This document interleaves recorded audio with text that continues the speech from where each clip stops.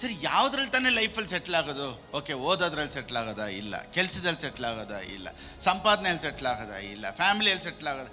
ಎಲ್ಲೂ ಒಂದು ಕಡೆ ಮನುಷ್ಯ ನಿಂತ್ಕೊಂಡು ಅಪ್ಪ ಸಾರ್ಥಕ ಅನ್ನೋದು ಅವನ ಜೀವನದಲ್ಲಿ ಎಲ್ಲೂ ಇಲ್ಲ. ಸಾರ್ಥಕ ಅನ್ನೋದು ಎಲ್ಲಿ ಗೊತ್ತಾ? Only in the presence of God. So ಇಲ್ಲಿ ಬಂದಂಥ ಮತ್ತು ಆನ್ಲೈನಲ್ಲಿ ನನ್ನ ನೋಡ್ತಾ ಇರುವಂಥ ಎಲ್ಲರನ್ನು ಯೇಸುವಿನ ನಾಮದಲ್ಲಿ ನಿಮ್ಮನ್ನು ಆಹ್ವಾನಿಸ್ತೇನೆ. ಆಮೆನ್. ಫೇಸ್ಬುಕ್ಕಲ್ಲಿ ನಿತ್ಯಾನಂದ ಒಂದು ಸ್ಟೇಟ್ಮೆಂಟ್ ಹೇಳ್ತಾಯಿದ್ರು. ಸಡನ್ನಾಗಿ ಅದು ನೋಡ್ತಾ ಇದ್ದಾಗ ಅದು ಬಂದರು. ಅದು ಅವ್ರೇನು ಹೇಳ್ತಾರೆ ಅಂದರೆ, ಎಲ್ಲರೂ ಓದು ಓದು ಓದು ಅಂದರು ಒಂದು ಕಾಲದಲ್ಲಿ. ಓದ್ಬಿಡಪ್ಪ ಸಾಕು ಅಂದರು. ಆಗಿದ್ಮೇಲೆ ಹೇಳಿದ್ರು, ಏನಾದರೂ ಒಂದು ಒಳ್ಳೆ ಕೆಲಸ ಸಿಕ್ಕಿದ್ರೆ ಸಾಕು ಅಂದರು. ಸರಿ, ಓಕೆ, ಓದಿ ಆಯಿತು, ಇವಾಗ ಎಲ್ಲಾದರೂ ಒಂದು ಕೆಲ್ಸಕ್ಕೆ ಸೇರ್ಕೊಳ್ಳೋಣ, ಚೆನ್ನಾಗಿ ಸಂಪಾದನೆ ಮಾಡು ಅಂದರು. ಸಂಪಾದನೆ ಮಾಡಿ ಆಯಿತು. ಆಮೇಲೆ ಏನು ಹೇಳಿದ್ರು, ಮದುವೆ ಒಂದು ಮಾಡ್ಕೊಂಬಿಡು ಅಂದರು. ಸರಿ, ಓಕೆ, ಮದುವೆ ಒಂದು ಮಾಡ್ಕೊಂಬಿಡೋಣ ಅಂದರು. ಮದುವೆ ಆಗಿದ ತಕ್ಷಣ ಹೇಳಿದ್ರು, ಮಕ್ಕಳಾಗ್ಬಿಟ್ರೆ ಚೆನ್ನಾಗಿರುತ್ತೆ ಅಂತ. ಸರಿ, ಮಕ್ಕಳಾಯಿತು. ಸರಿ, ಯಾವುದ್ರಲ್ಲಿ ತಾನೇ ಲೈಫಲ್ಲಿ ಸೆಟ್ಲ್ ಆಗೋದು? ಓಕೆ, ಓದೋದ್ರಲ್ಲಿ ಸೆಟ್ಲ್ ಆಗೋದಾ? ಇಲ್ಲ. ಕೆಲಸದಲ್ಲಿ ಸೆಟ್ಲ್ ಆಗೋದಾ? ಇಲ್ಲ. ಸಂಪಾದನೆಯಲ್ಲಿ ಸೆಟ್ಲ್ ಆಗೋದಾ? ಇಲ್ಲ. ಫ್ಯಾಮಿಲಿಯಲ್ಲಿ ಸೆಟ್ಲ್ ಆಗೋದು?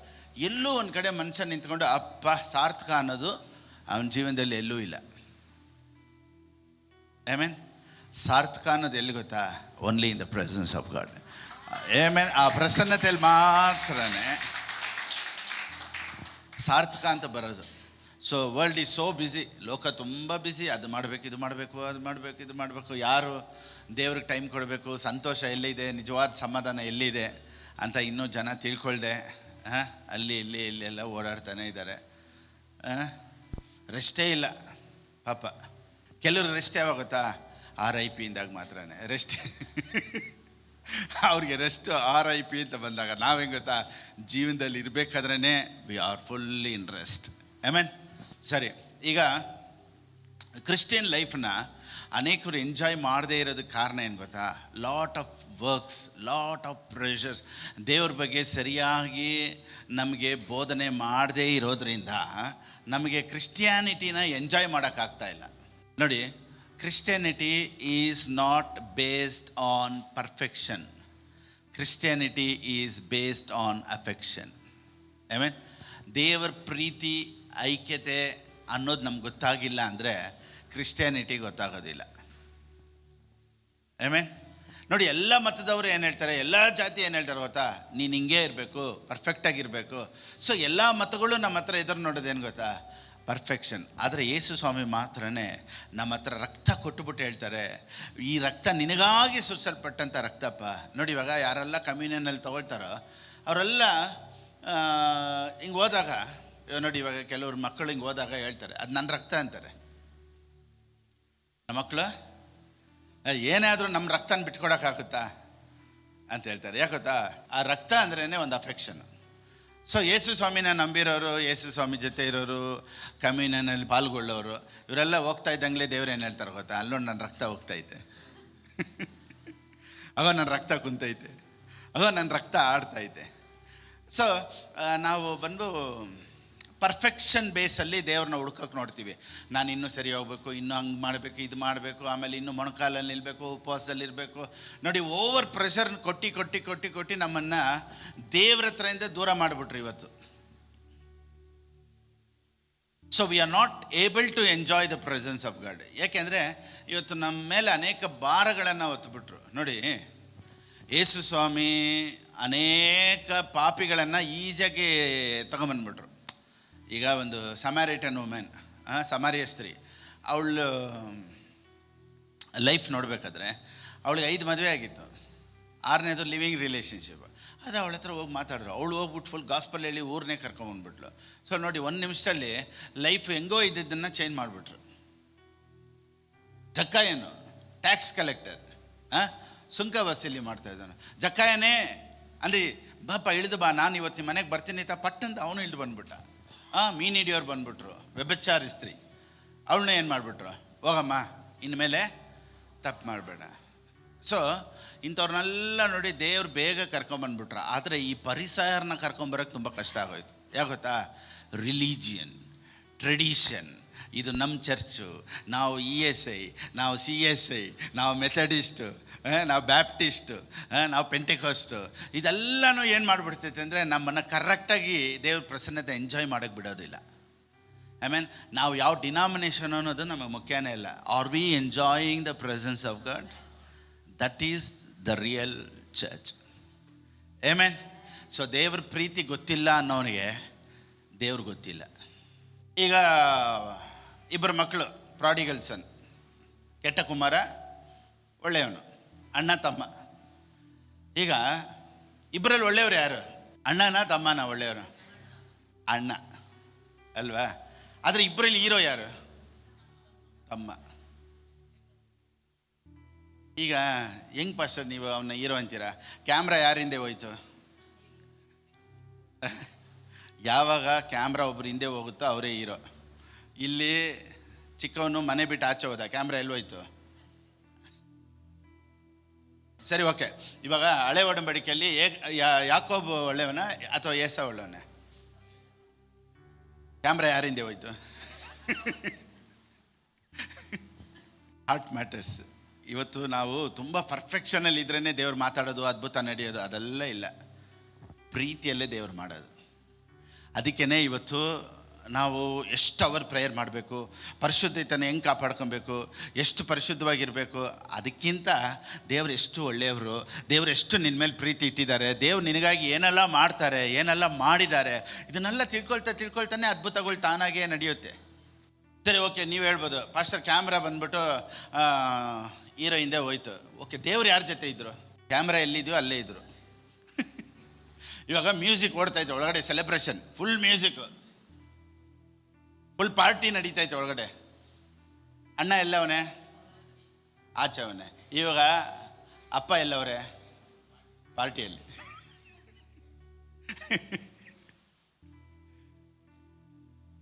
ಇಲ್ಲಿ ಒಬ್ಬ ಮ್ಯೂಸಿಕ್ ಅಂದರೆ ಟೆನ್ಷನ್ ಆಗುತ್ತೆ. ಏನಿದು ಡ್ಯಾನ್ಸು, ಏನಿದು ಮ್ಯೂಸಿಕ್ಕು, ಛೇ ಅಂತ ಒಬ್ಬ ಅಲ್ಲಿ ಕುಂತವನೆ, ಆದರೆ ಅವನು ಒಳ್ಳೆಯವನು. ಇಲ್ಲಿ ಒಬ್ಬ ಫುಲ್ಲು ಶಬ್ದ, ಫುಲ್ ಮ್ಯೂಸಿಕ್ ಅಲ್ಲೇ.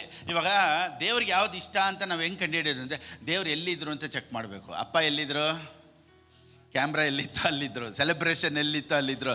ನೀನು ಸಂತೋಷವಾಗಿ ಇರೋದೇ ದೇವರ ಚಿತ್ತ. ಏಮೇ ನೋಡಿ, ಕಣ್ಣೀರೊಂದಿಗೆ ಪ್ರಾರ್ಥನೆ ಮಾಡಿದ್ರೆ ನೀವು ಕೇಳೋದನ್ನು ಕೊಡ್ತಾರೆ. ಹೃದಯದಲ್ಲಿ ಸಂತೋಷ ಪಟ್ಟರೆ ನೀವು ನೆನೆಸಿದ್ದು ಕೊಡ್ತಾರೆ. ಇವತ್ತು ಅನೇಕರು ಏನು ಹೇಳ್ತಾರೆ ಅಂದರೆ, ಕೆಲವರು ಕಣ್ಣೀರಿಟ್ಟು ಪ್ರೇಯರ್ ಮಾಡಿ, ಕಣ್ಣೀರಿಟ್ಟು ಪ್ರೇಯರ್ ಮಾಡಿ. ಕೆಲವರು ಕಣ್ಣೀರು ಬರಲ್ಲ ಪಾಸ್ಟರ್, ಏನು ಮಾಡೋದು? ಅದಕ್ಕೆ ಮೊಣಕಾಲಲ್ಲಿ ಹಾಕು, ಮೊಣಕಾಲಲ್ಲಿ ನಿಂತ್ಕೋ. ಸ್ವಲ್ಪ ನೋವಾದಾಗ ನಿನಗೆ ಕಣ್ಣೀರು ಬರುತ್ತೆ. ಒಂದು ಅಮ್ಮನಿಗೆ ಅರ್ಥನೇ ಆಗಿಲ್ಲ, ತಮಿಳಲ್ಲಿ ಹೇಳ್ಬಿಟ್ಟವ್ರೆ, ಅವ್ರ ಅಮ್ಮನ ಕನ್ನಡ, ಮೊಳಗಾಲಿಲ್ ಜಂಪಣ್ಣೆ. ಈ ಅಮ್ಮನಿಗೆ ಏನಾಗಿ ಕೇಳಿಸ್ಬಿಟ್ಟಿದೆ, ಮೆಣಸಿನ್ಕಾಯಿ ಮೇಲೆ ಮೊಳಗ ಮೇಲೆ ಜಂಪಣ್ಣೆ ಅಂತ ಥರ ಕೇಳಿಸ್ಬಿಟ್ಟಿದೆ. ಈ ಅಮ್ಮ ಬಂದ್ಬಿಟ್ಟು ಮನೇಲಿ ಬಂದ್ಬಿಟ್ಟು ಫುಲ್ ಮೆಣಸಿನ್ಕಾಯಿ ಹಾಕ್ಬಿಟ್ಟು ಮೆಣಸಿನ್ಕಾಯಿ ಮೇಲೆ ನಿಂತ್ಕೊಂಡು ಪ್ರೇಯರ್ ಮಾಡಿದ್ರಂತೆ. ಇನ್ನೊಬ್ರು ಏನು ಹೇಳಿದ್ರು, ದೇವರು ಸುಮ್ಮನೆ ಮೊಣಕಾಲು ಹಾಕರೆ ಕೇಳೋದಿಲ್ಲ, ಸ್ವಲ್ಪ ಮರಳು ಹಾಕ್ಬೇಕು ಅಂದ್ಬಿಟ್ಟು. ಒಂದು ಪಾಸ್ಟ್ರು ಒಬ್ಬರು ಮನೆಯಲ್ಲಿ ಮರಳು ಮೂಟೆ ಇತ್ತು. ಏನು ಪಾಸ್ಟ್ ಅಂದರೆ ಇದು ಪ್ರೇಯರ್ ಮಾಡೋಕ್ಕೆ ಅಂತ. ಅವ್ರ ಹೆಸರೇ ಮರಳು ಪಾಸ್ಟ್ರು. ಸೊ ಇದೆಲ್ಲ ನಾನು ಏನು ಹೇಳ್ತೀನಿ ಅಂದರೆ, ದೇವ್ರ ಹತ್ರ ಹೋಗೋದಕ್ಕೆ ಏನೇನೆಲ್ಲ ತೋರಿಸ್ಕೊಡ್ತಾರೆ ನೋಡಿ. God presence is very very easy. Bible ಹೇಳುತ್ತೆ, ಎಲ್ಲಿ ಇಬ್ಬರು ಮೂರು ಕೂಡಿರ್ತಾರೋ ಅಲ್ಲೇ ಕೂಡಿ ಪ್ರೇಯರ್ ಮಾಡ್ತಾರೆ ಅಂತ ಹೇಳಿಲ್ಲ, ಉಪವಾಸ ಮಾಡ್ತಾರೆ ಅಂತ ಹೇಳಿಲ್ಲ, ಕೂಡಿದ್ರೇ ಬರ್ತೀನಿ ಅಂತ ಹೇಳ್ಬಿಟ್ರು. ನೀವು ಹೋಗುವ ಸ್ಥಳವೆಲ್ಲ ನಾನು ನಿನ್ನೊಂದಿಗೆ ಇರ್ತೀನಿ ಅಂತ ಹೇಳ್ಬಿಟ್ರು. ನಾನು ನಿನ್ನನ್ನು ಬಿಟ್ಟು ಅಗಲೋದು ಇಲ್ಲ, ಅಷ್ಟೇ. ಬಿಟ್ಟೇ ಹೋಗದೇ ಇರುವಂಥ ಒಂದು ದೇವರು. ಇವತ್ತು ನಾವು ಪ್ರಸಂಗಗಳು ಹೆಂಗೆ ಕೇಳ್ತೀವಿ, ದೇವ್ರು ನಿನ್ನ ಜೊತೆ ಇರಬೇಕು ಅಂದರೆ, ಇದೇನು ಇರಬೇಕು ಅಂದರೆ, ಅವ್ರು ನಾನು ಬಿಟ್ಟು ಅಗಲೋದು ಇಲ್ಲ, ಮತ್ತು ಬಿಟ್ಟು ಹೋದರೆ ದೇವ್ರು ನಿನ್ನ ಜೊತೆ ಇರಬೇಕು ಅಂದರೆ ಏನಕ್ಕೆ ರೂಲ್ಸ್ ಆ್ಯಂಡ್ ರೆಗ್ಯುಲೇಷನ್ಸು? ಏನು ಬೇಡ. You can enjoy the presence of God everywhere. Praise Lord. ಅದಕ್ಕೆ ಹೇಳ್ತಾರೆ ಕೆಲವರು, ಪಾಸ್ಟರ್ ಯೇಸು ಸ್ವಾಮಿನ ನೀವು ಬೇರೆ ಥರ ತೋರಿಸ್ಬಿಟ್ರಾ ನಮಗೆ ಅಂತ. ನನಗೆ ಯೇಸು ಸ್ವಾಮಿ ಇಂಟ್ರೊಡ್ಯೂಸ್ ಆದಾಗಲೇ ಬೇರೆ ಥರ ಇದ್ದರು, ಆದರೆ ನಾನು ಬೈಬಲ್ ಓದ್ತಾ ನನಗೆ ದೇವರು ಬೇರೆ ಥರ ಕಾಣಿಸ್ಬಿಟ್ರು. 1 Corinthians 3:10, 1 ಕೊರಿಂಥದವ್ರು ಬರೆದ ಪುಸ್ತಕ 3:10. ಪೌಲನು ಹೇಳ್ತಾನೆ, ನಾನು ಅಸ್ಥಿವಾರ ಆಗ್ತೀನಿ, ಯಾವುದನ್ನು ಕಟ್ತಾರೆ ಎಚ್ಚರಿಕೆ ಆಗಿರಿ. ಅಸ್ಥಿವಾರ ತುಂಬ ತುಂಬ ಇಂಪಾರ್ಟೆಂಟ್. ಅದಕ್ಕೆ ಯೇಸು ಸ್ವಾಮಿ ಒಂದು ಕಡೆ ಹೇಳ್ತಾರೆ, ಅಸ್ಥಿವಾರ ಇಲ್ಲದೇ ಇರುವಂಥ ಮನೆಗೆ ಗಾಳಿ ಬೀಸಾಗ ಏನಾಗುತ್ತಂತೆ, ಪಟ್ಟಂತ ಹೊಡೆದೋಗುತ್ತೆ. ಸೊ ಗಾಳಿ ಬೀಸಲ್ಲ ಅಂತ ದೇವ್ರು ಹೇಳಲ್ಲ. ಸಮಸ್ಯೆಗಳು ಬರೋದೇ ಇಲ್ಲ ಅಂತ ಯೇಸು ಸ್ವಾಮಿ ಹೇಳಿಲ್ಲ. ಆದರೆ 4 ಕಡೆ ಗಾಳಿ ಬೀಸಿದಾಗ್ಲೂ ಯಾವ ಮನೆ ಸ್ಟ್ರಾಂಗ್ ಆಗಿ ನಿಂತಿರ್ತೈತೆ ಗೊತ್ತಾ? ಫೌಂಡೇಶನ್ ಕರೆಕ್ಟಾಗಿರೋ ಮನೆ ಮಾತ್ರ ಸ್ಟ್ರಾಂಗ್ ಆಗಿ ನಿಂತಿರ್ತೈತೆ. ಸೊ ಇವತ್ತು ಕ್ರಿಶ್ಚಿಯಾನಿಟಿಯಲ್ಲಿ ಸ್ಟ್ರಾಂಗ್ ಆಗಿ ನಿಲ್ಲಬೇಕು ಅಂದರೆ ಒಂದೇ ಒಂದು ಫೌಂಡೇಶನ್ ಬೇಕು. ಏನು ಫೌಂಡೇಶನು? ನೆಕ್ಸ್ಟ್ ವಾಕ್ಯ ಅದರಲ್ಲೇ ಐತೆ ನೋಡಿ. 11 ಹಾಕಿರುವ ಅಸ್ತಿವಾರವು ಯೇಸು ಕ್ರಿಸ್ತನೇ. ಎಲ್ಲರೂ ಹೇಳಿ. ಇದೊಂದು ಫೌಂಡೇಶನ್ ಮಾತ್ರ ಕರೆಕ್ಟಾಗಿರ್ಬೇಕು. ನಮ್ಮ ಫೌಂಡೇಶನ್ ಏನಿರಬೇಕು ಗೊತ್ತಾ? ಫಾಸ್ಟಿಂಗ್ ಅಲ್ಲ. ನಮ್ಮ ಫೌಂಡೇಶನ್ ಏನು ಗೊತ್ತಾ? ಪ್ರೇಯರ್ ಅಲ್ಲ. ನಮ್ಮ ಫೌಂಡೇಶನ್ ಕ್ರೈಸ್ಟ್. ಸೊ ನನಗಾಗಿ ಎಲ್ಲ ಮಾಡಿರುವಂಥ ಒಬ್ಬರು ದೇವರಿದ್ದಾರೆ, ಎಲ್ಲ ಅವ್ರು ನೋಡ್ಕೊಳ್ತಾರೆ. ನೋಡಿ, ನೀವು ಈ ರಿಲಿಜಿಯಸ್ ಮೈಂಡ್ ಸೆಟ್ಟಿಂದ ನೀವು ಆಚೆ ಬಂದಿದ್ದ ತಕ್ಷಣವೇ ಯು ವಿಲ್ ಬಿಕಮ್ ಫ್ರೀ. ಅಂದರೆ ಇದು ಮಾಡು, ಅದು ಮಾಡು, ಅದು ಮಾಡು, ನೀನು ಇದು ಮಾಡಿದ್ರೇ ನೋಡಿ ಎಷ್ಟೋ ರೂಲ್ಸ್ ಆ್ಯಂಡ್ ರೆಗ್ಯುಲೇಷನ್ಸ್ ತೊಗೊಂಡ್ಬರ್ತಾರಲ್ಲ. ಯೇಸು ಸ್ವಾಮಿನ ಬಿಟ್ಟು ಬೇರೆ ಎಲ್ಲ ಮಾತಾಡ್ತಾರೆ. ಇನ್ನೂ ಕೆಲವರು ಪ್ರೀಚರ್ಸ್ ಇದ್ದಾರೆ ಎಕ್ಸ್ಟ್ರೀಮ್. ಅವ್ರು ಹೆಂಗೆ ಗೊತ್ತಾ? ಸೈತಾನನ ಏನು ಮಾಡ್ತಾನೆ, ಎಷ್ಟು ಗಂಟೆಗೆ ಬರ್ತಾನೆ, ಎಷ್ಟು ಗಂಟೆಗೆ ಬಾಗಿಲು ತಟ್ತಾನೆ, ಎಲ್ಲೆಲ್ಲೆಲ್ಲ ಬರ್ತಾನೆ, ಎಲ್ಲಿ ಮಂತ್ರ ಮಾಡಿದ್ದಾರೆ, ಎಲ್ಲಿ ಮಾಟ ಮಾಡಿದ್ದಾರೆ, ದೇವುಗಳು ಬರೋ ಟೈಮ್ ಏನೋ ಎಲ್ಲ ಗೊತ್ತು, ದೇವ್ರು ಬರೋ ಟೈಮ್ ಮಾತ್ರ ಗೊತ್ತಿರಲ್ಲ. ಸೈತಾನ ಹೆಂಗೆ ಬರ್ತಾನೆ, ಏನು ಮಾಡಿದ್ರೆ ಬರ್ತಾನೆ, ಯಾವ ಟೈಮಲ್ಲಿ ಬರ್ತಾನೆ, 12 ಗಂಟೆಗೆ ಬರ್ತಾನೆ, 3 ಗಂಟೆಗೆ ಬರ್ತಾನೆ, ಎಸ್ಪೆಷಲಿ ಅಮಾವಾಸ್ಯೆಗೆ ಬರ್ತಾನೆ, ಎಲ್ಲ ಗೊತ್ತು. ನಾನೇನು ಹೇಳ್ತೀನಿ ಅಂದರೆ, ನಮ್ಮ ಬಾಸ್ ಯಾರು ಅಂತ ನಮ್ಗೆ ಗೊತ್ತಿಲ್ಲ ಅಂದಮೇಲೆ ಅವನ ಬಗ್ಗೆ ಮಾತಾಡಿ ಏನು ಪ್ರಯೋಜನ? ನಾನೇನು ಹೇಳ್ತೀನಿ, ನಾವು ಯಾರಿಗೆ ಸೇವೆ ಮಾಡೋರು? ದೇವ್ರಿಗೆ. ನಾವು ಯಾರು ಪವರ್ಫುಲ್ ಅಂತ ಮಾತಾಡಬೇಕು ಅಷ್ಟೇ. ನನಗೆ ಗೊತ್ತಿರೋಂಗೆ ನಮ್ಮ ಬಾಸ್ಗಿಂತ ನಮ್ಮ ದೇವ್ರಿಗಿಂತ ಪವರ್ಫುಲ್ಲು ಈ ಲೋಕದಲ್ಲಿ ಯಾರೂ ಇಲ್ಲ. ಸೈತಾನನ ಬಗ್ಗೆ ನಾವು ಹೇಳ್ಬೇಕಾದಂಥ ಅವಶ್ಯಕತೆ ಇಲ್ಲ. Praise the Lord. ಇಲ್ಲಿ ನೋಡಿ, ನಾನೇನು ಹೇಳ್ತೀನಿ ಅಂದರೆ, ಸೈತಾನನೂ ಇಲ್ಲ ಅನ್ನೋ ಡಾಕ್ಟ್ರಿನೂ ಇಲ್ಲ, ಸೈತಾನನೇ ಎಲ್ಲ ಅನ್ನೋ ಡಾಕ್ಟ್ರಿನೂ ಇಲ್ಲ. ಕೆಲವ್ರು ಏನು ಮಾಡ್ತಾರೆ ಗೊತ್ತಾ? ಸೈತಾನೇ ಇಲ್ಲ ಅಂದ್ಬಿಡ್ತಾರೆ, ಏನು ತೊಂದರೆ ಇಲ್ಲ. ಇನ್ನು ಕೆಲವ್ರು ಏನು ಗೊತ್ತಾ? ಎಲ್ಲನೂ ಸೈತಾನನೇ ಅನ್ನೋದು. ಎರಡೂ ನಾನೇನು ಹೇಳ್ತೀನಿ, ಎರಡೂ ಎಕ್ಸ್ಟ್ರೀಮ್ಸ್ ಇರುತ್ತೆ. ಸೈತಾನನ ಕೆಲಸ ಮಾಡ್ತಾ ಇರ್ತಾನೆ. ನೋಡಿ, ಸೈತಾನನು ಅಟ್ಯಾಕ್ ಮಾಡುವಂಥ ಒಬ್ಬ ವ್ಯಕ್ತಿ ಯಾರು ಗೊತ್ತಾ? ಕೆಟ್ಟವ್ರಲ್ಲ, ಏಮಾರಿರೋರು. ಅದಕ್ಕೆ ಬೈಬಲ್ ಹೇಳುತ್ತೆ, ಸಿಂಹ ಥರ ಬರ್ತಾನಂತೆ, ಸಿಂಹೋಪಾದಿಯಲ್ಲಿ ಯಾರನ್ನ ನುಂಗ್ಲಿಂದ ಬರ್ತಾನೆ, ನೋಡ್ತಾನೆ ಕ್ಯಾಂಡಿಡೇಟ್ ಯಾರು ಅಂತ. ಸೊ ಸೈತಾನನು ಕೆಟ್ಟವನ್ನ ಮುಟ್ಟಲ್ಲ, ಏಮಾರಿರೋನ್ನೇ ಮುಟ್ಟೋದು. ಇವಾಗ ಈ ರೀತಿ ಹೇಳ್ತೀನಿ ನೋಡಿ, ಎಷ್ಟು ಜನ ಇವಾಗ ನೋಡಿ, ಎಷ್ಟು ಜನ ಕುಡ್ಕೊಂಡು ಸುತ್ತಾರೆ, ಎಷ್ಟು ಜನ ಪಿಕ್ಚರ್ಗೆ ಹೋಗ್ತಾರೆ, ಎಷ್ಟು ಜನ ರೌಡಿಗಳಿದ್ದಾರೆ, ಎಲ್ಲರಿಗೂ ದೆವ್ವ ಹಿಡಿಯುತ್ತಾ? ಎಲ್ಲ ನೋಡಿ, ಬೇರೆ ಚರ್ಚಲ್ಲಿ ಮಾತ್ರನೇ ಸುತ್ತೋದು. ಯಾಕೆ? ಯಾರು ಅಲ್ಲಿ ಇಲ್ಲಿ ಸಿಗರೇಟ್ ಸೇತ್ಕೊಂಡು ಹೋಗ್ತಾನೋ ಅವನಿಗೆ ದೆವ್ವ ಇಲ್ಲ, ಕುಡ್ಕೊಂಡು ಸುತ್ತವನೇ ಅವನಿಗೆ ದೆವ್ವ ಇಲ್ಲ, ಪಿಕ್ಚರ್ ಥಿಯೇಟ್ರಲ್ಲಿ ಕುಂತಾನೆ ಅವನಿಗೆ ದೆವ್ವ ಇಲ್ಲ. ಆದರೆ ಚರ್ಚಿಗೆ ಬಂದ್ಮೇಲೆ ಕೈ ಇಟ್ಟಿದ ತಕ್ಷಣ ಅವನು ಕಿರ್ಚಾಡ್ತಾನೆ. ಏನಕ್ಕೆ? ಸೈತಾನನಿಗೆ ಕೆಟ್ಟವನು ಬೇಕಾಗಿಲ್ಲ, ಏಮಾರಿರೋನೇ ಬೇಕಾಗಿರೋದು. ಜಾಲಿಯಾಗಿ 12 ಗಂಟೆ 1 ಗಂಟೆಗೆ ನಮ್ಮದೇ ರೋಡು, ನಮ್ಮ ಅಪ್ಪಂದೇ ರೋಡು ಅಂತ ಕುಡ್ಕೊಂಡು ರೋಡಲ್ಲಿ ಓಡಾಡ್ತಾ ಇರ್ತಾನೆ ಜಾಲಿಯಾಗಿ. ಅವನಿಗೆಲ್ಲ ಯಾಕೆ ದೆವ್ವ ಹಿಡಿಯಲ್ಲ? ಇವಾಗ ಪಿಕ್ ಪಾಕೆಟ್ ಮಾಡ್ತಾರಲ್ಲ, ಪರ್ಸ್ ಕಳ್ತನ ಮಾಡ್ತಾರಲ್ಲ, ಅವ್ರು ನೋಡ್ತಾರೆ, ಅವ್ರು ಒಳ್ಳೆಯವರ ಕೆಟ್ಟವರ ಅಂತ ನೋಡ್ತಾನ, ಇಲ್ಲ ಪರ್ಸ್ ಮೇಲಿದೆಯಾ ಅಂತ ನೋಡ್ತಾನ. ಮೇಲಿದ್ರೆ ಪಟ್ಟಂತ ಪಿಕ್ ಪಾಕೆಟ್ ಮಾಡಿಬಿಡ್ತಾರೆ. ಅವ್ರು ಒಳ್ಳೆಯವರ ಕೆಟ್ಟವರ ಅಂತ ನೋಡಲ್ಲ. ಅದೇ ಥರನೇ ಸೈತಾನನು ಅಷ್ಟೇ. ನೀವು ಒಳ್ಳೆಯವನ ಕೆಟ್ಟವನ ವಾಕ್ಯ ಇಲ್ವಾ? ಮೇಲೆ ಏನೋ ಒಂಥರ ಕಾಣಿಸ್ತದೆ, ಭಯ ನಿನಗೆ. ಏಮಾರಿರೋರು ಇರೋವರೆಗೂ ಏಮಾರಿಸೋರು ಇದ್ದೇ ಇರ್ತಾರೆ. ಸೊ ಸೈತಾನನು ಏಮಾರಿಸೋವನಷ್ಟೇ. ಬೈಬಲ್ ಏನು ಹೇಳುತ್ತೆ ಗೊತ್ತಾ? ಅವನ ತಂತ್ರೋಪಾಯಗಳನ್ನು. ಸೈತಾನನಿಗೆ ಶಕ್ತಿ ಇಲ್ಲ, ಸೈತಾನನಿಗೆ ತಂತ್ರ ಇದೆ, ಯುಕ್ತಿ. ಅವನಿಗೆ ಬುದ್ಧಿ ಜಾಸ್ತಿ ಅಷ್ಟೇ. ನೋಡಿ, ಅವಳ ಹತ್ರ ಬಂದ ಅವನೇನು ಹೇಳ್ತಾನೆ? ಈ ಹಣ್ಣನ್ನು ತಿಂದರೆ ಅದರಲ್ಲಿ ಏನ್ರಿ ತಪ್ಪು? ನೀನು ತಿಂದರೆ ದೆವ್ವ ಥರ ಆಗ್ತೀಯ ಅಂತ ಹೇಳಿದ್ನಾ? ನಾಯಿ ಥರ ಆಗ್ತೀಯ ಅಂತ ಹೇಳಿದ್ನ? ಏನು ಹೇಳ್ದ? ದೇವ್ರ ಥರ ಆಗ್ತೀಯ ಅಂತ ಹೇಳ್ದೆ. ಅದರಲ್ಲಿ ಏನು ತಪ್ಪು? ಅವಳಿಗೂ ಏನು ಆಸೆ ಬಂತು? ಬಿಡಪ್ಪ, ನಾನು ನಮ್ಮ ಅಪ್ಪನ ಥರ ದೇವ್ರ ಥರ ಆಗ್ತೀನಿ ಅನ್ನೋ ಖುಷಿ ಹೇಳ್ತಾನೆ ತಿಂದಿದ್ದು, ಏನು ತಪ್ಪು ಅದರಲ್ಲಿ? ಸೊ ಇರೋ ಆಶೀರ್ವಾದ ಇಲ್ಲ ಅಂತ ಹೇಳೋದೇ ಅವನು. ದೇವರೇ ನಾನು ಪರಲೋಕಕ್ಕೆ ಹೋಗ್ಬೇಕು ಅಂತ ಹೇಳೋರನ್ನ ದೇವ ಏನು ಟೆನ್ಷನ್ ಆಗೋದಿಲ್ಲ. ಅವ್ನಿಗೇನು ಗೊತ್ತಾ? ಹೋಗು ಪರಲೋಕಕ್ಕೆ, ನನಗೇನು ಬೇಜಾರಿಲ್ಲ, ಆದರೆ ದರಿದ್ರದಲ್ಲೇ ಇದ್ದು ಹೊರಟೋಗು. ಅವನಿಗೇನು ಕಾಯಿಲೆಯಲ್ಲೇ ಇದ್ದು ಏನು ಮಾಡ್ಬಿಡ, ಕಾಯಿಲೆಯಲ್ಲೇ ನೀನು ಪರಲೋಕಕ್ಕೆ ಹೋಗಿ ನಾನು ಬೇಡ ಅಂತ ಹೇಳಿಲ್ಲ, ಆದರೆ ಈ ಲೋಕದಲ್ಲಿ ನೀನು ಹೆಂಗಿರಬೇಕು? ದರಿದ್ರದಲ್ಲಿರಬೇಕು. ಅದಕ್ಕೆ ಇವತ್ತು ದರಿದ್ರನ ಜನ ಇಷ್ಟಪಡೋ ಥರ, ದರಿದ್ರನ ಮಾತಾಡೋ ಥರ, ಕಾಯಿಲೆಯಲ್ಲೇ ಇರೋದು, ಕಾಯಿಲೆ ದೇವರೇ ಕೊಡೋದು, ಕಾಯಿಲೆ ಇದ್ದರೆ ದೇವ್ರ ಮಹಿಮೆ ಉಂಟಾಗುತ್ತೆ, ಈ ರೀತಿ ಎಲ್ಲ ನೋಡಿ ತಪ್ಪಾದ ಉಪದೇಶಗಳನ್ನು ಇವತ್ತು ಜನ ಕೇಳಿ ಏನು ಹೇಳ್ತಾರೆ ಅಂದರೆ, ಯಾವುದೇ ಕಾಯಿಲೆ ಬಂದರೂ ದೇವರೇ ಸ್ತೋತ್ರಪ್ಪ, ಕ್ಯಾನ್ಸರ್ಗಾಗಿ ಸ್ತೋತ್ರ ಸ್ತೋತ್ರ ಸ್ತೋತ್ರ ಅಂತವ್ರೆ. ದರಿದ್ರನ ಸ್ತೋತ್ರಪ್ಪ, ನನ್ನ ನೀ ದರಿದ್ರದಲ್ಲೇ ಇಟ್ಟಿದೆ, ದೇವರೇ ನನಗೆ ಜಾಸ್ತಿ ಕೊಡಬೇಡ, ನನ್ನ ಕೊಟ್ಟರೆ ನಾನು ಬಿಟ್ಟು ಹೋಗ್ಬಿಡ್ತೀನಿ. ಇವರೇ ಹೇಳೋದು, ಜಾಸ್ತಿ ಕೊಟ್ಟರೆ ನಾನು ಬಿಟ್ಟು ಹೋಗ್ಬಿಡ್ತೀನಿ, ನನಗಿಷ್ಟೇ ಸಾಕಪ್ಪ. ಸೊ ದರಿದ್ರ ಅಂದ್ಕೊಳ್ಳೋದಕ್ಕಾಗಿ, ಕಾಯಿಲೆಯಲ್ಲಿ ಇರೋದಕ್ಕಾಗಿ ದೇವರು ಬಂದಿಲ್ಲ. ಎಲ್ಲನೂ ತಿರುಗಿಸೋದಕ್ಕಾಗಿ ದೇವರು ನೀನು ಸಕಲ ಐಶ್ವರ್ಯದಲ್ಲೂ ಆಶೀರ್ವಾದದಲ್ಲೂ ಸಂಪೂರ್ಣ ಸಂತೋಷದಲ್ಲಿರಬೇಕು ಅನ್ನೋದೇ ದೇವ್ರ ಚಿತ್ತ. ಆಮೇಲೆ ಇದನ್ನು ನಾವು ಹೆಂಗೆ ಹೊಂದ್ಕೊಳ್ಳೋದು? ನಮ್ಮ ಕೈಲಿ ಏನಿಲ್ಲ. ರೆಸ್ಟ್ ದೇವ್ರು ನೋಡ್ಕೊಳ್ತಾರೆ, ದೇವರೆಲ್ಲ ನೋಡ್ಕೊಳ್ತಾರೆ. ನೋಡಿ, ಯಾವಾಗ ರೆಸ್ಟಿಗೆ ಬರ್ತೀವೋ ನಾವು, ಗಾಡ್ ವಿಲ್ ಟೇಕ್ ಕೇರ್ ಅಂತ ದೇವರೆಲ್ಲನೂ ಟೇಕ್ ಕೇರ್ ಮಾಡ್ತಾರೆ. ನೋಡಿ, ಅದಕ್ಕೆ ಪೌಲನ್ ಏನು ಹೇಳ್ತಾನೆ, ಆ ಅಸ್ಥಿವಾರದ ಮೇಲೆ ನೋಡಿ, ಹಾಕಿರುವ ಅಸ್ಥಿವಾರವು ಹೇಗೆ ಹಾಕಿರುವ ಅಸ್ಥಿವಾರವು ಯೇಸು ಕ್ರಿಸ್ತನೇ. ಆ ಅಸ್ಥಿವಾರವನ್ನಲ್ಲದೆ ಅದನ್ನು ಬಿಟ್ಟರೆ, ಯೇಸು ಅನ್ನೋ ಅಸ್ಥಿವಾರ ಬಿಟ್ಬಿಟ್ಟು ನನ್ನ ಮೊಣಕಾಲು ನಂದೇ ನಾನೇ ಅನ್ನೋದಲ್ಲಿ ಬರಲೇಬಾರ್ದು. ಎಲ್ಲ ಅಸ್ಥಿವಾರ ಯಾವುದಿರಬೇಕು? ಯೇಸು. 1 ಜಾನ್ 1 ಯೋಹನನ ಬರೆದ ಪುಸ್ತಕ 2ನೇ ಅಧ್ಯಾಯ 12ನೇ ವಾಕ್ಯ. ತಂದೆಯನ್ನು ಬಲ್ಲವನಾಗಿರುವುದರಿಂದ ನಿಮಗೆ ಬರೆಯುತ್ತೇನೆ. ನೋಡಿ, ತಂದೆಗಳೇ, ಆದಿಯಿಂದಿರುವ ಆತನನ್ನು ನೀವು ಬಲ್ಲವರಾಗಿರುವುದರಿಂದ, ಅಂದರೆ ನೋಯಿಂಗ್ ಗಾಡ್. ಇಂಗ್ಲೀಷಲ್ಲಿ ಏನು ಹೇಳುತ್ತೆ? Because you have known him from the beginning, you have overcome the wicked. Knowing him, overcoming. ಎಲ್ಲರೂ ಹೇಳಿ, ನೋಯಿಂಗ್, ಓವರ್ಕಮಿಂಗ್. ನೀವು ದೇವ್ರ ಬಗ್ಗೆ ತಿಳ್ಕೊಳ್ತಾ ಎಲ್ಲನೂ ಓವರ್ಕಮ್ ಮಾಡಿಬಿಡ್ತೀರಾ. ಸೊ ಸೈತಾನನು ಇದು ಮಾಡ್ತಾನೆ ಅದು ಮಾಡ್ತಾನೆ ಅನ್ನೋದಿಲ್ಲ. ಅವನಿಗೆ ಯಾವ ಶಕ್ತಿನೂ ಇಲ್ಲ, ಅವನು ಬೇರೆ ತಂತ್ರ ಅಷ್ಟೇ. ನೆಕ್ಸ್ಟ್ ವಾಕ್ಯ ಓದ್ಮ. Because you are strong and the word of God abides in you. ಯಾವಾಗ ಒಬ್ಬ ಮನುಷ್ಯ ಸ್ಟ್ರಾಂಗ್ ಆಗ್ತಾನೆ ಗೊತ್ತಾ? ವಾಕ್ಯ ಒಳಗೆ ಹೋದಾಗ ಅವನು ಸ್ಟ್ರಾಂಗ್ ಆಗ್ತಾನೆ. ಅದಕ್ಕೆ ಎಷ್ಟು ವಾಕ್ಯ ಕೇಳ್ತೀವೋ ನಾವಷ್ಟು ಬಲವಂತ ಇರ್ತೀವಿ.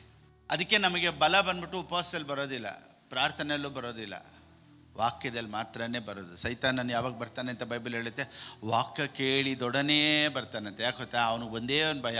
ಅದಕ್ಕೆ ನಾನು ಯಾವಾಗಲೂ ಹೇಳೋದು, ಸೈತಾನನು ಎದುರೋದು ಒಂದೇ ಒಂದಕ್ಕೆ ಮಾತ್ರನೇ, ಟೀಚಿಂಗ್ ಎಲ್ಲಿ ಇದೆಯೋ ಅಲ್ಲೇ ಸೈತಾನನಿಗೆ ಕ್ರಿಯೆಗಳು ಇರೋದಿಲ್ಲ. ನೋಡಿ, ಇಲ್ಲಿ ಕೆಲವರು ಹೇಳ್ತಾರೆ ದೆವ್ವಗಳನ್ನು ಓಡಿಸ್ಬೇಕು, ಡೆಲಿವರೆನ್ಸ್ ಮಿನಿಸ್ಟ್ರಿ. ನಾವು ನೋಡಿ ಅದೆಲ್ಲ ಮಾಡಲ್ಲ, ವಾಕ್ಯ ಮಾತಾಡ್ತಾನೇ ಇರ್ತೀವಿ, ಆಟೋಮೆಟಿಕ್ ಜನರು ಬಿಡುಗಡೆ ಆಗ್ತಾನೆ ಇರ್ತಾರೆ. ನೋಡಿ, ಬೈಬಲಲ್ಲಿ ಸ್ತ್ರೀಯರಿಗೆ ಅಂತ ಒಂದು ಕೋಟ, ಕೆಲವೊಂದು ಕೋಟ ಅಂತ ಹೇಳ್ತಾರೆ ಗೊತ್ತಾ?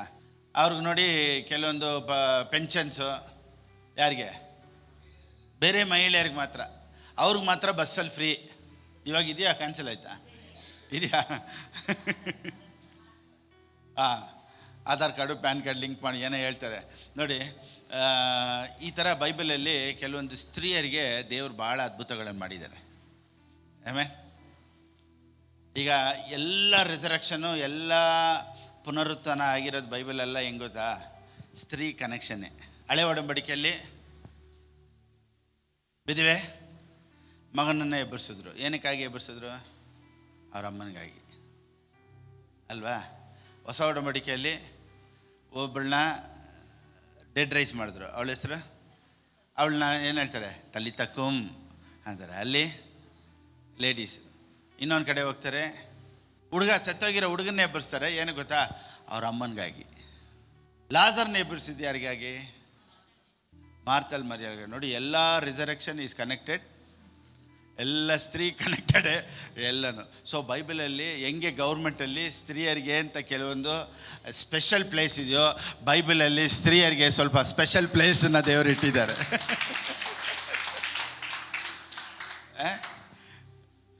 ಯೇಸು ಸ್ವಾಮಿ ಜೊತೆಯಲ್ಲಿದ್ದವರೆಲ್ಲ ನೋಡಿ, ಎಲ್ಲ ಆಸ್ತಿಗಳನ್ನು ಮಾರಿ ಕೊಟ್ಟವರೆಲ್ಲ ಯಾರು ಗೊತ್ತಾ? ಸ್ತ್ರೀಯರೇ. ನನ್ನ ಮಿನಿಸ್ಟ್ರಿಯಲ್ಲೂ ಅಷ್ಟೇ, ನಮ್ಮ ಮಿನಿಸ್ಟ್ರಿಯಲ್ಲೂ ತುಂಬ ನನಗೆ ಕೊಡೋದೆಲ್ಲ ಯಾರು ಗೊತ್ತಾ? ಜಾಸ್ತಿ ಸ್ತ್ರೀಯರೇ. ಅಷ್ಟೇ, ನಾವೆಲ್ಲ ಕೊಡಲ್ವ? ನೀವು ಕೊಡ್ತೀರಾ ಸ್ವಲ್ಪನೇ, ನಿಮ್ಮ ಬಗ್ಗೆ ಜಾಸ್ತಿ ಹೇಳಲ್ಲ.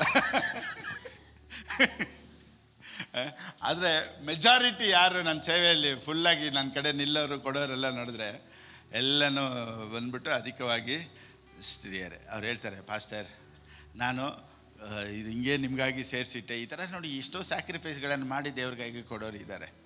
ಆಮೇನ್. ಸೊ ಇವತ್ತು ಬೈಬಲಲ್ಲಿ ಎಲ್ಲ ಸ್ತ್ರೀಯರಿಗೂ ದೇವ್ರ ರಿಸರೆಕ್ಷನ್ ಪವರ್ನ ಸ್ತ್ರೀಯರಿಗಾಗಿ ಮಾಡಿದ್ರು ಅಂದರೆ ಖಂಡಿತವಾಗ್ಲೂ ಈ ಸಂದೇಶನ ಕೇಳ್ತಾ ಇರೋ ಎಲ್ಲ ಸ್ತ್ರೀಯರಿಗೂ ದೇವರು ಅದ್ಭುತಗಳನ್ನು ಮಾಡೇ ಮಾಡ್ತಾರೆ. ನೋಡಿ, ಮೋಶೆ ಲೈಫಲ್ಲೂ ಅಷ್ಟೇ 3 ಸ್ತ್ರೀಯರು ಕನೆಕ್ಟೆಡ್ ಆಗಿದ್ರು. 3 ಲೇಡೀಸ್.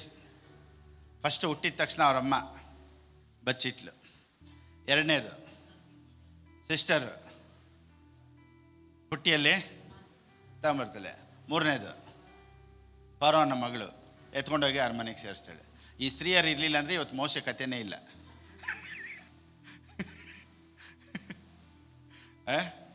ಸೊ ಎಲ್ಲ ಬ್ಯಾಕಪ್ ಎಲ್ಲ ನೋಡಿ, ಬೈಬಲಲ್ಲಿ ಎಲ್ಲ ಸ್ತ್ರೀಯರು ದೊಡ್ಡ ದೊಡ್ಡ ಕಾರ್ಯಗಳನ್ನು ಮಾಡಿದ್ರು. ಅವ್ರಿಗಾಗಿ ದೇವ್ರ ದೊಡ್ಡ ಕಾರ್ಯ. ಇವತ್ತು ಮೋಶೆ ಕಥೆ ನಾವು ಓದ್ತಾ ಇದ್ದೀವಿ ಅಂದರೆ it's all because of 3 ladies. So ಬೈಬಲಲ್ಲಿ ತುಂಬ ಕನೆಕ್ಟೆಡ್ ಆಗಿರೋದು. ಬೈಬಲ್ ಹೇಳುತ್ತೆ ಅನೇಕ ಸ್ತ್ರೀಯರು ಯೇಸು ಸ್ವಾಮಿ ಜೊತೆಗಿದ್ರಂತೆ, ತುಂಬ ಜನ.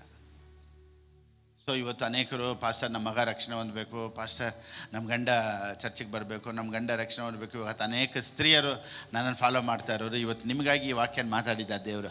ಇಲ್ಲಿ ಸತ್ತಿರೋರನ್ನ ದೇವರು ಎಬ್ಬಿಸಿದ್ದಾರೆ ಅಂದರೆ ಸತ್ತಿರೋ ಫೈನಾನ್ಸ್ ನಿನಗಾಗಿ ಎಬ್ಬರಿಸ್ತಾರೆ. ಏಮೇನ್. ದೇವ್ರಿಗಾಗಿ ಕೊಡೋ ನಿನಗಾಗಿ ದೇವ್ರ ಕಾರ್ಯಗಳನ್ನು ಮಾಡ್ತಾರೆ ಅನ್ನೋದ್ರಲ್ಲಿ ಯಾವ ವಿಧವಾದಂಥ ಸಂದೇಹ ಇಲ್ಲ. Amen. Praise the Lord. Hallelujah. Right. ಈಗ ಬೈಬಲಲ್ಲಿ ನೋಡಿ, ಜಾನ್ 1:12 ಓದಿ. ಯೋಹಾನನ ಬರೆದ ಪುಸ್ತಕ 1:12. ಯಾರು ಆತನನ್ನು ಅಂಗೀಕರಿಸಿದರೋ, ಅಂದರೆ ಆತನ ಹೆಸರಿನಲ್ಲಿ ನಂಬಿಕೆ ಇಟ್ಟರೋ, ಅವರಿಗೆ ದೇವರ ಮಕ್ಕಳಾಗುವ ಅಧಿಕಾರ ಕೊಟ್ಟನು. ಅಧಿಕಾರ ಕೊಟ್ಟರು. ಸೊ ನಾವೆಲ್ಲ ಅಧಿಕಾರ ಇರೋರು. ಆಮೇಲೆ ಸೊ ಫಸ್ಟು ದೇವ್ರ ಮಕ್ಕಳಾಗೋ ಅಧಿಕಾರ ಹೊಸ ಒಡಂಬಡಿಕೆಯಲ್ಲಿ ಜಾನ್ 1:12. ಸೊ ಜಾನ್ 1:12 ಕನೆಕ್ಟೆಡ್ ಆಗಿರೋರನ್ನ ಹಳೆ ಒಡಂಬಡಿಕೆಯಲ್ಲಿರುವಂಥ ಆಶೀರ್ವಾದ ಜೆನಿಸಿಸ್ 12:1 ದೇವ್ರು ನಮಗೆ ಕೊಡ್ತಾರೆ. ಅಬ್ರಾಹ್ಮನ ಆಶೀರ್ವಾದ, ಕ್ರಿಸ್ತ ಯೇಸುವಿನಲ್ಲಿ ಅಬ್ರಾಹ್ಮನ ಆಶೀರ್ವಾದ ದೇವ್ರು ಕೊಡ್ತಾರೆ. If you are connected to John 1:12 then you are connected to Genesis 12:1. ಇದೆರಡು ಬೋತ್ ಇಂಟರ್ ಕನೆಕ್ಟೆಡ್. ಸೊ ಯಾರ್ಯಾರು ಆತನನ್ನು ಸ್ವೀಕಾರ ಮಾಡ್ಕೊಂಡಿದ್ದಾರೋ ಅವ್ರಿಗೆಲ್ಲ ಅಬ್ರಾಹ್ಮನ ಆಶೀರ್ವಾದ ಇದ್ದೇ ಇರುತ್ತೆ. ಆಮೇಲೆ ಸೊ ಸೈತಾನನು ಹೇಳುವಂಥ ಮಾತು, ನಮ್ಮ ಮೈಂಡ್ಸೆಟ್ ಹೇಳುವಂಥ ಮಾತು, ಅಷ್ಟೇ ನಮ್ಮ ಕತೆ ಇಷ್ಟಿಗೆ ಮುಗ್ದೋಯ್ತು, ಅಷ್ಟೇ ನಾವು ಇದಕ್ಕೆ ಮೇಲೆ ಉದ್ಧಾರ ಆಗಲ್ಲ, ಇದಕ್ಕೆ ಮೇಲೆ ನಾವು ಮೇಲೆ ಬರಲ್ಲ, ಈ ರಿಪೋರ್ಟ್ ಚೇಂಜ್ ಆಗಲ್ಲ, ಈ ಸಿಕ್ನೆಸ್ ಚೇಂಜ್ ಆಗಲ್ಲ ಅನ್ನೋದೆಲ್ಲ ಯೇಸುವಿನ ನಾಮದಲ್ಲಿ ಇವತ್ತು ಚೇಂಜ್ ಆಗಲಿ. ಆಮೇಲೆ ಈ ವಾಕ್ಯದಲ್ಲಿ ನಿಮಗೆ ನಂಬಿಕೆ ಬರುತ್ತೆ ಅನ್ನೋದರಲ್ಲಿ ಯಾವ ವಿಧವಾದಂಥ ಸಂದೇಹ ಇಲ್ಲ. ಆಮೆನ್. Praise the Lord. ಎಲ್ಲ ಪರಿಸ್ಥಿತಿಗಳು ಚೇಂಜ್ ಆಗುತ್ತೆ. ಆಮೆನ್. ಎಷ್ಟು ಜನ ಹೌದು ಅಂತೀರಾ? ಹಲ್ಲೆಲೂಯಾ. ಎಲ್ಲ ಪರಿಸ್ಥಿತಿಗಳು ಚೇಂಜ್ ಆಗಿ ದೇವರು ನಮ್ಗೆ ಅಧಿಕಾರ ಕೊಟ್ಟರು. ನಾನು ವಸತಿ ಹೇಳಿದೆ ಅಧಿಕಾರ. ಇವಾಗ ನೋಡಿ, ಒಂದು ಪ್ರೈಮ್ ಮಿನಿಸ್ಟ್ರ್ ಹಿಂದೆ ಗನ್ನೆಲ್ಲ ಇಟ್ಟಿರ್ತಾರೆ. ಫುಲ್ಲು ಅವ್ರು ಹಿಂಗೆ ಇರ್ತಾರೆ, ಇವು ಹಿಂಗೆ ಹೋಗ್ತಾ ಇರ್ತಾರೆ. ಸೊ ಯಾರು ಸ್ಟ್ರಾಂಗು? ಹಿಂದೆ ಬರ್ತಾ ಇರೋರು ಸ್ಟ್ರಾಂಗ, ಮುಂದೆ ಹೋಗ್ತಾ ಇರೋರು ಸ್ಟ್ರಾಂಗ? ನಾನು ಹೇಳ್ತಾರೋ ಸ್ಟ್ರಾಂಗು. ಅವರು ಹಿಂದೆ ಇರೋನ ಹತ್ರ ಏನೈತೆ? ಗನ್ನೈತೆ. ಏನು ಮಾಡ್ತವ್ರೆ? ಬರೀ ಕೈಲೇ ಹೋಗ್ತವ್ರೆ. ಆದರೆ ಅವ್ರನ್ನ ಎತ್ತೋಕ್ಕೂ ಅವ್ರನ್ನ ಇಡೋಕ್ಕೂ ಅಧಿಕಾರ ಇವ್ರ ಹತ್ರನೇ ಇರೋದು. ಸೊ ಗನ್ನೈತೆ, ಲೋಕದವ್ರ ಹತ್ರ ದುಡ್ಡೈತೆ, ಲೋಕದವ್ರ ಹತ್ರ ಪವರ್ ಐತೆ ಅಂತ ನಾವು ಯೋಚನೆ ಮಾಡಿ. ಅವ್ರ ಹತ್ರ ಪವರ್ ಇರ್ಬೋದು, ನಮ್ಮ ಹತ್ರ ಅಧಿಕಾರ ಐತೆ ಯೇಸುವಿನ ನಾಮದಲ್ಲಿ. Amen. We command in the name of Jesus. Pastor ಅವ್ರ ಹತ್ರ ದುಡ್ಡೈತೆ, ಪಾಸ್ಟರ್ ಅವ್ರ ಹತ್ರ ಗನ್ನೈತೆ. ಅಪ್ಪ ನಿನ್ನ ಹತ್ರ ಅಧಿಕಾರ ಐತೆ. ದೇವ್ರ ವಾಕ್ಯ ಹೇಳುತ್ತೆ, ಯಾರ್ಯಾರು ಆತನನ್ನು ಸ್ವೀಕಾರ ಮಾಡೋದಕ್ಕೆ ಯಾರೆಲ್ಲ ಸ್ವೀಕಾರ ಮಾಡಿದ್ರು ಅವ್ರಿಗೆಲ್ಲ ಮಕ್ಕಳಾಗುವಂಥ ಅಧಿಕಾರ ಕೊಟ್ಟರಂತೆ. ಸೊ ಹೊಸ ಒಡಂಬಡಿಕೆ ಇಟ್ಸ್ ಬೇಸ್ಡ್ ಆನ್ ರಿಲೇಷನ್ಶಿಪ್. ಹಳೆ ಒಡಂಬಡಿಕೆ ಬೇಸ್ಡ್ ಆನ್ ಪರ್ಫಾರ್ಮೆನ್ಸ್. ಅದಕ್ಕೇ ಯಾವಾಗಲೂ ಹೊಸ ಒಡಂಬಡಿಕೆ ಹಳೆ ಒಡಂಬಡಿಕೆ ನಾವು ಕನ್ಫ್ಯೂಸ್ ಮಾಡ್ಕೊಬಾರ್ದು. ಹಳೆ ಒಡಂಬಡಿಕೆನ ಎತ್ಕೊಂಡು ಇವಾಗ ಹೊಸ ಒಡಂಬಡಿಕೆಯಲ್ಲಿ ನಾವು ಪ್ರಸಂಗ ಮಾಡಬಾರ್ದು. ಅದು ಹಳೆ ಒಡಂಬಡಿಕೆ ಪರ್ಫಾರ್ಮೆನ್ಸ್. ಹಳೆ ಒಡಂಬಡಿಕೆಯಲ್ಲಿ ಇದ್ದವರೆಲ್ಲ ಸರ್ವೆಂಟ್ಸ್ ಆಫ್ ಗಾಡ್, ಹೊಸ ಒಡಂಬಡಿಕೆಯಲ್ಲಿ ಇರೋರೆಲ್ಲ ಸನ್ಸ್ ಆಫ್ ಗಾಡ್, ಪುತ್ರರು, ದೇವ್ರ ಮಕ್ಕಳು. ಹಳೆ ಒಡಂಬಡಿಕೆಯಲ್ಲಿ ಯಾರಾದರೂ ಅಪ್ಪ ತಂದೆ ಅಂತ ಒಂದು ಪ್ರೇಯರ್ ಮಾಡಿದ್ದಾರೆ ಹಳೆ ಒಡಂಬಡಿಕೆಗಳು, ಒಬ್ಬರು ಮಾಡಿರಲ್ಲ. ನೀವು ಆದಿಕಾಂಡದಿಂದ ಮಲಕಿಯ ಪುಸ್ತಕವರೆಗೂ ಓದಿ ಒಬ್ಬರು ಪ್ರೇಯರ್ ಮಾಡಿರಲ್ಲ. ಯಾರಿಗೂ ಮಕ್ಕಳಾಗ ಅಧಿಕಾರ ಕೊಡಲಿಲ್ಲ ಹಳೆ ಒಡಂಬಡಿಕೆ. ಹೊಸ ಒಡಂಬಡಿಕೆಯಲ್ಲಿ ಇರೋ ನಮಗೆ ಮಾತ್ರನೇ ದೇವರು ಮಕ್ಕಳಾಗುವಂಥ ಅಧಿಕಾರ ಕೊಟ್ಟಿದ್ದಾರೆ. ಸೊ ನೀವು ದೇವ್ರನ್ನ ದೇವರಾಗಿ ನೋಡಬೇಡಿ, ತಂದೆ ಥರ ನೋಡಿ. ಸೊ ಎಲ್ಲರೂ ದೇವರೇ ಅಂತ ಹೇಳ್ಬೋದು. ಆದರೆ ನಿಮ್ಮ ಮೈಂಡ್ ಸೆಟ್ಟಲ್ಲಿ ಒಂದಿರಲಿ, ನಮ್ಮಪ್ಪ ಅವರು, ನಮ್ಮ ತಂದೆ ಅವರು. ನಿಮ್ಮ ಮಕ್ಕಳು ಕಷ್ಟಪಡೋದು ನೀವು ನೋಡಲ್ಲಲ್ಲ. ನಿಮ್ಮ ಮಕ್ಕಳು ಒಂದು ಕಷ್ಟ ಅಂದರೆ ನೀವು ಹೆಲ್ಪ್ ಮಾಡ್ತೀರಲ್ವ?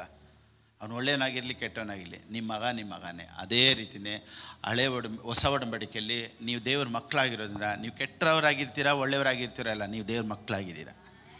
ಒಂದು ಸತಿ ನೀವು ಯೇಸು ಸ್ವಾಮಿನ ಸ್ವೀಕಾರ ಮಾಡ್ಕೊಂಡಿದ್ಮೇಲೆ ನಿನಗೆ ಅದ್ಭುತ ನಡೆಯುತ್ತೆ. ಪರಿಸ್ಥಿತಿಗಳು ಚೇಂಜ್ ಆಗೇ ಆಗುತ್ತೆ. ಯಾಕೆ ಗೊತ್ತಾ, ನಿನಗೆ ಅವ್ರ ದೇವರಲ್ಲ, ತಂದೆ. ಸೊ ಹೊಸ ಒಡಂಬಡಿಕೆಯಲ್ಲಿ ಯಾವಾಗಲೂ ನೀವು ತಂದೆ ಮಗ ಆ ಕನೆಕ್ಷನಲ್ಲೇ ದೇವ್ರನ್ನ ನೋಡಬೇಕು. ನೀವು ದೇವರನ್ನ ಆ ತಂದೆ ರಿಲೇಷನ್ಶಿಪ್ಪಲ್ಲಿ ನೋಡಿಲ್ಲ ಅಂದರೆ ಹೊಸ ಒಡಂಬಡಿಕೆ Christianity will be heavy and you will not enjoy the presence of God. ನೀವು ಎಂಜಾಯೇ ಮಾಡೋಕ್ಕಾಗಲ್ಲ. ನೋಡಿ, ನೀವು ಎಷ್ಟು ಗಂಟೆ ಪ್ರೇಯರ್ ಮಾಡಿ, ನೀವು 5 ಗಂಟೆ ಪ್ರೇಯರ್ ಮಾಡುವ, ಅಯ್ಯೋ ಇವತ್ತು 4 ಗಂಟೆ ಬಿಟ್ಬಿಟ್ಟೆ, ನಾನು ಇವತ್ತು ಬೈಬಲ್ ಓದಿಲ್ಲ, ಅದೆಲ್ಲ ಎತ್ತಾಕ್ಬಿಡಿ. ಅಪ್ಪ ನೀನು ಮಗ. ಆಮೇಲೆ ನಾನೇನಿಗೆ ಬೈಬಲ್ ಓದೋದು?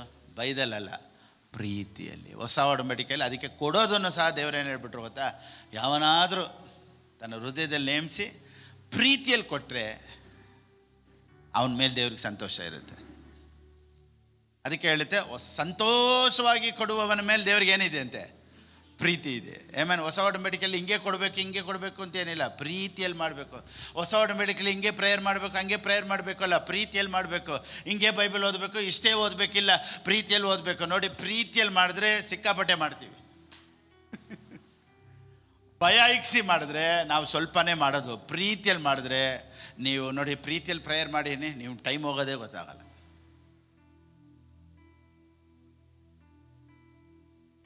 ಕೆಲವರು ನೋಡಿ, ನಮ್ಮ ಚರ್ಚಲ್ಲಿ ಇಷ್ಟೇ ಕೊಡು ಅಷ್ಟೇ ಕೊಡು ಏನೇ ಇಲ್ಲ, ಪ್ರೀತಿ ಬಗ್ಗೆ ಮಾತಾಡ್ತಾ ಇರ್ತೀವಿ. ಕೆಲವರು ಅರ್ಧ ಸಂಬಳ ಎತ್ಕೊಂಬಂದು ಕೊಟ್ಬಿಡ್ತಾರೆ. ಕೆಲವರು ಹೆಚ್ಚಾಗಿ ದೇವ್ರಿಗೆ ಪಾಸ್ಟರ್ ನಾನು ಕಮಿಟ್ ಮಾಡಿದ್ದೀನಿ ತೊಗೊಳ್ಳಿ, ಇದೆಲ್ಲ ಹೆಂಗೆ ಬರುತ್ತೆ? It all comes out of love. So ಭಯ ಇಕ್ಸಿ ಬರ್ಸ್ಬಾರ್ದು. ಪ್ರೇಯರ್ ಆಗಲಿ, ಬೈಬಲ್ ರೀಡಿಂಗ್ ಆಗಲಿ, ಕೊಡೋದಾಗಲಿ ಯಾವುದ್ರಲ್ಲಿ ಬರಬೇಕು? ಪ್ರೀತಿಯಲ್ಲಿ ಬರಬೇಕು. If you don't know the love of God, you cannot enjoy the presence of God. So ನಾವು ಇದನ್ನು ಈ ರಿಲಿಜಿಯಸ್ ಮೈಂಡ್ ಸೆಟ್ಟನ್ನು ಎತ್ತಿಬಿಡೋಣ. ನಾವು ಈ ಚರ್ಚು, ನಾವು ಆ ಚರ್ಚು, ದೇವ್ರು ನಿನ್ನ ಹತ್ರ ಎಲ್ಲಿ ಮಾತಾಡ್ತಾರೆ, ನಿನ್ನ ಮನಸ್ಸಿಗೆ ಎಲ್ಲಿ ಸಮಾಧಾನ ಆಗ್ತೈತೆ, ಎಲ್ಲಿ ಸಂತೋಷ ಆಗ್ತದೆ. ನೋಡಿ, ಯಾವ ಭಾರನೂ ಇಲ್ಲೇ, ಅಪ್ಪ ಯಾವಾಗಲೂ ದೇವ್ರು ನನ್ನ ಜೊತೆನೇ ಇದ್ದಾರೆ ಅನ್ನೋ ಫೀಲ್ ನಿನಗೆ ಬರಬೇಕು. ಒಂದು ಪ್ರಸಂಗ ಕೇಳಿದರೆ, ಇಬ್ಬರು ಗಂಡ ಹೆಂಡತಿ ಒಂದೊಂದು ಚರ್ಚಿಗೆ ಹೋಗ್ತಾ ಇದ್ರಂತೆ. ಒಂದು ಪಾಸ್ಟರ್ ಹೇಳಿದರು ಇದನ್ನು. ಈ ಗ್ರೇಸ್ ಮಾತಾಡೋ ಚರ್ಚಲ್ಲಿ ಗಂಡ ಹೋಗ್ತಾಯಿದ್ರು, ಹೆಂಡತಿ ಬಂದ್ಬಿಟ್ಟು ಬೇರೆ ಚರ್ಚ್ಗೆ ಹೋಗ್ತಾಯಿದ್ರು. ಇವ್ರು ಬಂದ್ಬಿಟ್ಟು ಆ ಚರ್ಚಲ್ಲಿ ಇವ್ರು ಡ್ರಾಪ್ ಮಾಡಿಬಿಟ್ಟು ಇವ್ರ ಚರ್ಚಲ್ಲಿ ಅವ್ರು ಹೋಗ್ತಾ ಇದ್ರಂತೆ. ಸೊ ಇದು ಲಾ ಮಾತಾಡೋ ಚರ್ಚು, ಇದು ಗ್ರೇಸ್ ಮಾತಾಡೋ ಚರ್ಚು. ಸರಿ, ಇವ್ರು ಹೇಳಿದ್ರಂತೆ, ಆಯ್ತಮ್ಮ ನಿನಗೆ ಎಲ್ಲಿ ಇಷ್ಟ ಇದೆ ನೀನು ಅಲ್ಲಿ ಹೋಗಿ, ನಾನು ಮಾತ್ರ ಇಲ್ಲಿ ಬರಲ್ಲ. ಇವ್ರ ಚರ್ಚಿಂದ ಬರಬೇಕಾದ್ರೆ ತುಂಬ ಹಾಗೆ ಬೈದಲ್ಲಿ ಹಂಗೆ ಸೀರಿಯಸ್ಸಾಗಿ ಬರೋರಂತೆ. ಇವ್ರು ಈ ಗಂಡ ಚರ್ಚ್ ಮುಗಿಸ್ಕೊಂಡ್ಬಂದಾಗ ಎಲ್ಲ ಓಕೆನಾ ಫುಲ್ ಖುಷಿಯಾಗಿ ಬರ್ತಾಯಿದ್ರಂತೆ. ಈ ಅಮ್ಮ ನೋಡಿದ್ರು ನಾವು ಚರ್ಚಿಂದ ಬಂದರೆ ಬಟ್ಟೆ ಒಣಗಾಕ್ತಾರಲ್ಲ ಹಿಂಡ್ಬಿಟ್ಟು, ಹಂಗೆ ಬರೋರು. ಚರ್ಚಿಂದ ಆಚೆ ಬರ್ಬೇಕಾದ್ರೆ ಹೆಂಗೆ ಬರೋರು? ಹಂಗೆ ಬರೋರು ಸೀರಿಯಸ್ ಆಗಿ, ದೇವ್ರು ಹಿಂಗೆ ಮಾಡ್ತಾರೆ ಹಂಗೆ ಮಾಡ್ತಾರೆ ನನಗೆ ಇವ್ರು ಅಲ್ಲಿಂದ ಗಾಡಿಯಲ್ಲಿ ಏನಮ್ಮ ರೆಡಿನಾ ಅಯ್ಯೋ ಅಂತ. ಈ ಅಮ್ಮ ನೋಡಿದ್ರು ತಲೆ ಕೆಟ್ಟೋಯ್ತು. ಏನು ನಾವು ಚರ್ಚಿಗೆ ಬಂದಾಗೆಲ್ಲ ನಾವು ಇಷ್ಟು ಸೀರಿಯಸ್ ಆಗಿ ಬರ್ತೀವಿ, ಈ ಅಪ್ಪ ಯಾವಾಗ ಚರ್ಚಿಂದ ಬಂದಾಗೆಲ್ಲ ಖುಷಿಯಾಗಿ ಸಂತೋಷವಾಗಿ ಅದು ಜಾಲಿಯಾಗಿರ್ತಾರಲ್ಲ ಅಂತ. ಸರಿ ಹೋಗ್ಲಿ ಅಂದ್ಬಿಟ್ಟು ಒಂದು ಸತಿ ನೋಡೋಣ ಅಂತ ಅವ್ರ ಜೊತೆ ತಿರ್ಗಾ ಒಂದು ಸತಿ ಬಂದ್ರಂತೆ. ಒಂದೇ ಸತಿ ಬಂದಿದ್ದೆ ಆ ಅಮ್ಮ. ಆ ಪಾಸ್ಟ್ ಹೇಳ್ತಾರೆ, ಇಲ್ಲಿವರೆಗೂ ಆ ಅಮ್ಮ ಇಲ್ಲಿ ಅವ್ರು ಬರಲಿಲ್ಲ ಅಂದರೆ ಇವ್ರು ಬರ್ತಾರೆ.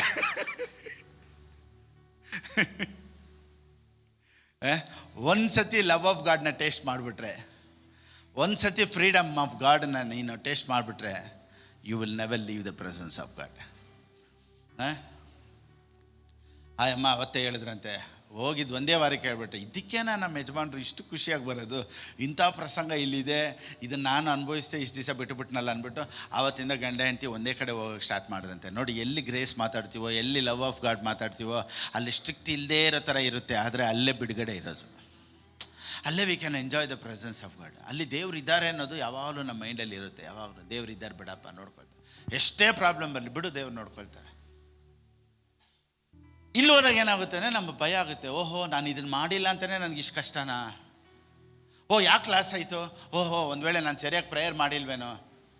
ಯಾಕಪ್ಪ ಎಲ್ಲ ಹೋಯ್ತು? ಒಂದು ವೇಳೆ ನಾನು ಸರಿ ಇಲ್ಲೇನೋ? ನೋಡಿ, ನೀವು ಸರಿ ಇದ್ದೀರಾ ಇಲ್ಲವೋ ಅನ್ನೋ ಬೇಸಲ್ಲಿ ದೇವ್ರು ನಿಮ್ಮನ್ನು ಆಶ್ವಸಿಸೋದಿಲ್ಲ. ನೀವು ಒಳ್ಳೆಯವರು ಅಂತ ದೇವ್ರು ಆಶ್ವಸಿಸೋದಿಲ್ಲ, ಆತನ ಒಳ್ಳೆಯವರು ಅಂತಲೇ ದೇವ್ರು ಆಶ್ವಸಿಸೋದು. ಅದಕ್ಕೆ ನಿಮ್ಮ ಬಗ್ಗೆ ನೀವು ನೋಡಬೇಡಿ, ದೇವ್ರು ನೋಡಿ. ಅದಕ್ಕೆ ಪೌಲನು ಹೇಳ್ತಾನೆ, ನಾನು ಹಾಕಿರೋ ಅಸ್ತಿವಾರ ಯಾವುದು ಗೊತ್ತಾ? ಕ್ರಿಸ್ತನೇ. ಇವತ್ತು ಪಾಸ್ಟರ್ ಫಿಲಿಪ್ ಬಾಬಾ ಅಸ್ತಿವಾರ ಏನು ಗೊತ್ತಾ? It's all about Christ. ಇವತ್ತು ನನ್ನ ಅಸ್ಥಿವಾರ ಏನು ಗೊತ್ತಾ? It's all about Christ. ಇವತ್ತು ನನ್ನ ಅಸ್ಥಿವಾರ ಏನು ಗೊತ್ತಾ? It's all about Christ, it's all about Christ, it's all about Christ, it's all about Christ, it's all about Christ. ಆಮೇಲೆ ಇವತ್ತಿಲ್ಲಿ ನಾನು ಯಾವುದ್ರ ಬಗ್ಗೆ ಯಾರ ಬಗ್ಗೆನೂ ಏನು ದೊಡ್ಡದಾಗಿ ಏನು ಹೇಳಲ್ಲ. ಒಂದೇ ಒಬ್ಬರ ಬಗ್ಗೆ ಮಾತ್ರ, ಒಂದೇ ಒಂದನ್ನು ಮಾತ್ರ ಯಾವಾಗಲೂ ದೊಡ್ಡದಾಗಿ ಹೇಳ್ತೀನಿ. It's all Christ. ಆಮೇಲೆ ಸೊ ಈ ಕ್ರಿಸ್ತನನ್ನು ನೀವು ಸ್ವೀಕಾರ ಮಾಡ್ಕೊಂಡಿದ್ದೀರಾ, ನಂಬಿದ್ದೀರಾ, ಫೈನಾನ್ಷಿಯಲ್ ಲೆವೆಲ್ ಚೇಂಜ್ ಆಗುತ್ತೆ, ಫ್ಯಾಮಿಲಿಯಲ್ಲಿ ಜಾಯ್ ಚೇಂಜ್ ಆಗುತ್ತೆ, ಎಲ್ಲ ಅಟ್ಮಾಸ್ಫಿಯರ್ ಚೇಂಜ್ ಆಗುತ್ತೆ ಅನ್ನೋದು ಯಾವ ವಿಧವಾದಂಥ ಸಂದೇಹ ಇಲ್ಲ. God bless.